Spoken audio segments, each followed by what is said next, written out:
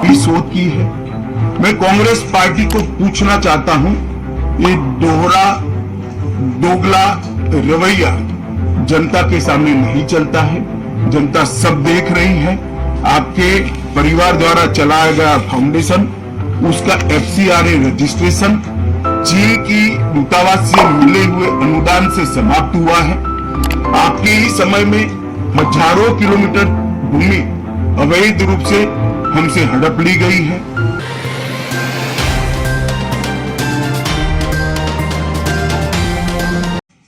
प्रश्नकाल को विपक्ष के द्वारा चलने नहीं दिया गया। समूचा विपक्ष और विशेषकर कांग्रेस पार्टी के इस प्रयास की मैं घोर निंदा करता हूं। अरुणाचल में 8 की देर रात और 9 की सुबह घटी घटनाओं का हवाला देते हुए विपक्ष ने बहुमूल्य प्रश्नकाल को स्थगित करवा दिया। इसका कोई औचित्य इसलिए नहीं था कि पार्लियामेंट्री अफेयर्स मिनिस्टर ने स्पष्टता से कह दिया था कि 12 बजे इस देश के रक्षा मंत्री श्री राजनाथ सिंह जी इस विषय पर सदन के सामने अपना बयान रखेंगे। जब बयान रखने की बात कर ही दी तो इसका कोई औचित्य नहीं था। मुझे भी थोड़ा आश्चर्य लगा। फिर मैंने प्रश्नकाल के सूची को देखा तो 5 नंबर का प्रश्न देखकर मैं इनकी चिंता समझ गया।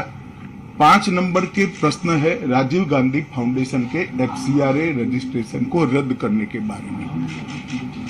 अब उन्हीं के कांग्रेस के ही सदस्य के द्वारा ये प्रश्न पूछा गया और जवाब में बहुत स्पष्ट था। अगर तो मौका देते तो मैं सदन के पटल पर भी बताता कि राजीव गांधी फाउंडेशन को 2005-06 और 2006-07 के वित्तीय वर्ष में चीनी दूतावास से 1,35,00,000 रुपए का अनुदान प्राप्त हुआ था।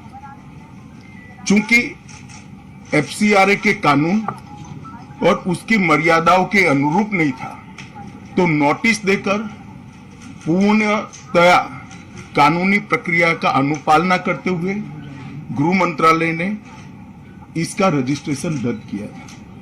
फाउंडेशन ने अपना रजिस्ट्रेशन सामाजिक कार्यों के लिए करवाया है और ये जो राशि चीनी दूतावास से मिली इसका उपयोग भारत चीन संबंधों के विकास पर शोध करने के लिए ये पैसा दिया गया। अब मैं कांग्रेस पार्टी को पूछना चाहता हूं कि इन्होंने शोध तो जरूर किया होगा। क्या उनकी शोध में 1962 में जो हजारों हेक्टेयर भूमि भारत की चीन ने हड़प ली वो शामिल था क्या? और शोध इस पर किया तो रिपोर्ट क्या आई है?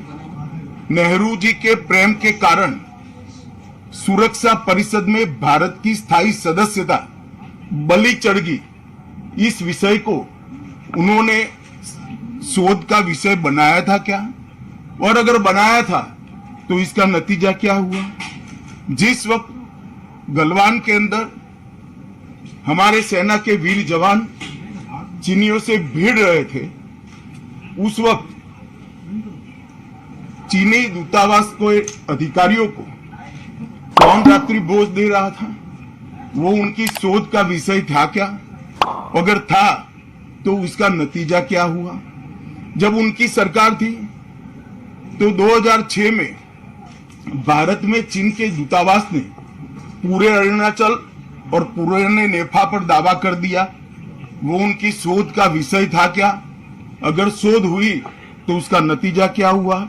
25 मई 2007 को चीन ने कांग्रेस के ही मुख्यमंत्री दोरजी खंडू को वीजा देने से इनकार कर दिया क्योंकि ये तो हमारा ही हिस्सा है अरुणाचल। ये भी शोध किया गया क्या? 13 अक्टूबर 2009 को मनमोहन सिंह की अरुणाचल यात्रा पर चीन ने आपत्ति जताई, वो आपने जांच किया है क्या? और 2010 में चीन ने जम्मू कश्मीर के लोगों को ट्रिपल वीजा जारी करने की प्रथा शुरू की, ये भी क्या आपका शोध का विषय था? 2011 में कांग्रेस सरकार ने चीन की धमकी के बाद हमारे रोड और वाइटल बॉर्डर इंफ्रास्ट्रक्चर्स का निर्माण डैम चौक में रोक दिया। ये क्यों रोका गया, इसकी भी शोध की है। मैं कांग्रेस पार्टी को पूछना चाहता हूं, ये दोगला रवैया जनता के सामने नहीं चलता है। जनता सब देख रही है। आपके परिवार द्वारा चलाया गया फाउंडेशन, उसका FCRA रजिस्ट्रेशन चीन की दूतावास से मिले हुए अनुदान से समाप्त हुआ है। आपके ही समय में हजारों किलोमीटर भूमि अवैध रूप से हमसे हड़प ली गई है। आपके ही समय में हमें मिली हुई सुरक्षा परिषद की सदस्यता आपने निजी संबंधों को बनाने के लिए चीन की भेंट कर दी है। ये सारी जनता ये सभी विषयों को जानती है। मैं इतना स्पष्ट कहना चाहता हूं कि भारतीय जनता पार्टी की सरकार है, नरेंद्र मोदी इसके प्रधानमंत्री है, और जब तक भारतीय जनता पार्टी की मोदी सरकार चल रही है, 1 इंच जमीन पर भी कोई कब्जा नहीं कर सकता। कल अपने सेना के जवानों ने जो 8 की देर रात को और 9 की सुबह को जो वीरता दिखाई है, मैं इसकी बुरी बुरी प्रशंसा करता हूं। इन्होंने घुसे हुए सभी लोगों को कुछ ही घंटों में वापस खदेड़ दिया और हमारी भूमि का रक्षण किया है। राजीव गांधी फाउंडेशन के FCRA लाइसेंस रद्द होने का एक दूसरा भी कारण था।